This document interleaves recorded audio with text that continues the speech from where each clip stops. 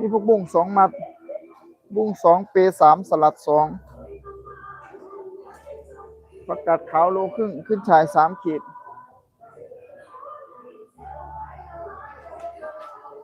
ขอบคุณนะครับขอบคุณทุกท่านนะครับขอบคุณทุกกำลังใจเลยสวัสดีทุกท่าน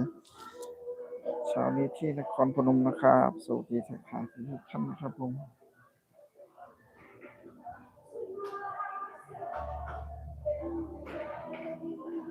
ผักชีต้นหอมหอมปรี